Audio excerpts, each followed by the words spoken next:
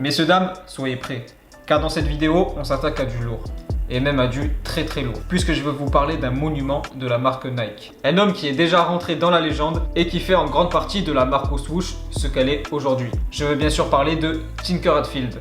Mais qui est Tinker Hatfield? Pas de panique! Si vous ne savez pas qui c'est, les paires que je vais vous afficher à l'écran vous diront peut-être quelque chose. Toutes les paires que vous venez de voir ont un point commun, c'est qu'elles ont été designées par la même personne, et cette personne c'est tout simplement Tinker Hatfield. Laissez-moi vous raconter son histoire et vous expliquer comment il est devenu un pilier à part entière pour la marque au swoosh, car vous allez voir que son rôle a été déterminant dans l'histoire de la marque. N'hésitez pas à liker et à partager cette vidéo si vous souhaitez apprendre des anecdotes ou des faits historiques à vos collègues.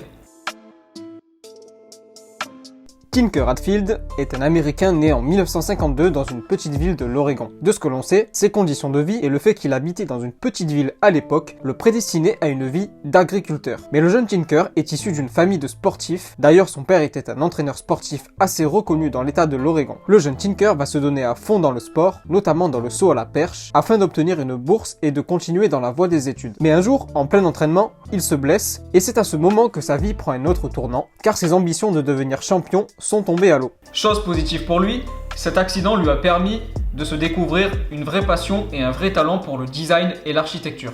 Tinker Hatfield poursuit donc ses études dans l'université de l'Oregon et il en ressortira avec un diplôme d'architecture. C'est à ce moment-là que sa vie va radicalement changer. C'est en 1981 que Tinker Hatfield rejoint l'équipe Nike. Bill Bowerman, le cofondateur de la marque, a eu l'occasion d'entraîner à plusieurs reprises le jeune Tinker durant sa période universitaire. Et suite à sa blessure et à ses qualités de design déjà reconnues à l'époque, Bill Bowerman lui offre l'opportunité de rejoindre l'équipe Nike. Mais au début, Tinker Hatfield ne va pas du tout s'occuper des designs de chaussures. Il va être embauché pour designer des bureaux et des salles d'exposition. C'est un peu plus tard, en 1985, que Tinker Hatfield va tenter sa chance dans un concours organisé par Nike. Les participants ont 24 heures pour réaliser le concours et soumettre leur création à Nike, qui recherche un nouveau designer. Et on peut dire que Tinker Hatfield y met tout son cœur et toute son énergie. Il va même jusqu'à sacrifier son sommeil puisqu'il ne dormira pas pendant les 24 heures. Et il remportera le concours haut la main. Nike va même pas chercher à réfléchir, la marque va l'embaucher directement en tant que nouveau designer. La marque était déjà sur une pente ascendante puisqu'elle avait sorti beaucoup de classiques depuis sa création au début des années 70. Je pense bien évidemment à la Cortez sortie au début des années 70, mais aussi à la Internationalist et à la Air Force One sortie au début des années 80. Et il y avait également la Air Jordan 1 en 1985. Et ce que va apporter Tinker Hatfield à la marque, c'est encore plus incroyable. Nike était déjà au-dessus, là ils vont jusqu'à viser les étoiles. Peu de temps après son arrivée dans l'équipe design, Tinker Hatfield réalise un gros coup, un énorme coup. Et pour cause, la première paire qu'il a conçue en 1987, vous l'avez déjà sûrement portée au pied, ou alors vous croisez des personnes qui en portent tous les jours. C'est obligé, c'est obligé. Et cette paire, c'est tout simplement la Air Max 1. Et c'est de lui que vient la Air Max, puisqu'avant lui, aucune paire de chaussures n'était sortie avec une bulle d'air visible. Et vous savez de quoi s'est inspiré Hatfield pour sa première Air Max? Du centre Georges Pompidou de Paris. Vous voyez des ressemblances? Perso, je ressens une certaine inspiration, notamment avec la bulle d'air et la courbe d'assemblage des matières, mais j'ai quand même cette impression de ne pas clairement distinguer de ressemblances frappantes. Mais de toute façon, comme le dit Hatfield lui-même, ce ne sont que des inspirations. Il ne cherche pas à recopier quelque chose. À ce moment-là, vous vous dites, ok, ce mec, il a déjà fait quelque chose de fou. Il a sorti les Air Max. Et les Air Max, on en voit encore aujourd'hui de partout. Mais ce qu'il va faire ensuite, c'est encore plus énorme, puisqu'il va vraiment changer l'avenir de la marque en convainquant le plus grand sportif du monde de rester chez Nike. J'étais obligé de vous parler de cet arc, car pour moi, c'est la partie la plus importante de l'histoire de Nike. Celle qui a permis à la marque d'asseoir sa position dominante dans l'équipement sportif. Et sa stratégie reposait sur une chose toute simple, garder dans son équipe le meilleur sportif de tous les temps. J'ai bien sûr nommé Michael Jordan.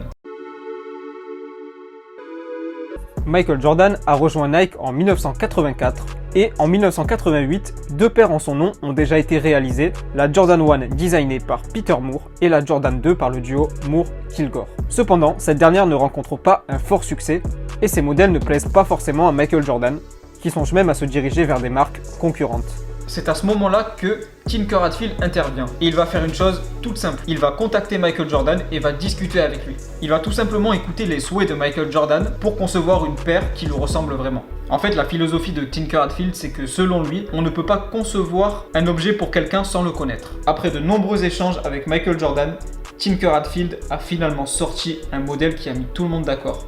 Aussi bien dans le milieu de la basket que de la sneakers.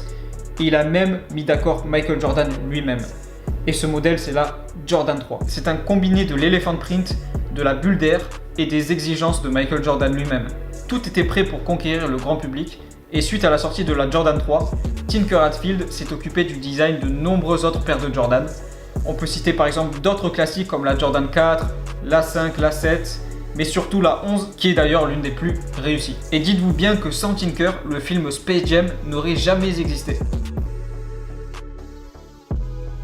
Après ses créations légendaires, Tinker Hatfield ne s'est pas arrêté là. Il a dédié le reste de sa carrière au design de chaussures et dans la lignée des Air Max, il a créé de nombreux modèles comme la Air Max 90, la Air 180, la Air Tech et de nombreux autres. Mais c'est également le designer de la URH qui fête d'ailleurs ses 30 ans cette année. Et le meilleur pour la fin, c'est lui qui a designé et qui a travaillé sur le développement de la Nike Mag, paire que l'on a pu voir pour la toute première fois dans Retour vers le futur 2. Et quand je dis on, je parle de tout le monde parce que je sais que tout le monde l'a vu au moins une fois ce film. Donc la Nike Mag, qu'est-ce que c'est? En fait, c'est une paire qui est auto-lassante. Bon, ne rêvez pas, quand le film est sorti à l'époque, il fallait tricher un petit peu pour que la paire soit auto-lassante. Mais une version réellement automatique est sortie en 2011. Et d'ailleurs, le peu de paires qui ont été créées ont été mises en vente aux enchères pour des sommes astronomiques. Et les sommes récoltées par les ventes ont été reversées à la fondation de Michael J. Fox, donc l'acteur qui joue Marty McFly dans Retour vers le futur, pour lutter contre la maladie de Parkinson. Et d'ailleurs, les chaussures auto-lassantes ont rencontré un succès plutôt important puisque Nike a par la suite développé la gamme Adapt. Donc c'est une gamme de paires auto-lassantes avec par exemple la Hyper Adapt, la Adapt B-Ball ou la URH Adapt. Et petite anecdote, Tinker Hatfield n'a jamais oublié son amour pour le sport qu'il pratiquait à l'université et notamment le saut à la perche. Il a d'ailleurs collaboré avec Renaud Lavillenie en 2015 en sortant la Nike PV3 ou PV3, je sais pas comment on dit, qui est adaptée pour le saut à la perche. J'espère que cette courte présentation de Tinker Hatfield en vidéo vous aura plu, et j'espère que vous comprenez mieux pourquoi c'est une figure indissociable de Nike. Si vous souhaitez en apprendre encore plus sur lui, je vous conseille de regarder l'interview réalisée par Click ou le documentaire à son effigie proposé par Netflix. N'hésitez pas à liker, à commenter, car vos retours sont précieux pour moi. Je vous invite également à vous abonner si vous souhaitez en apprendre davantage sur le milieu du sport et de la sneakers.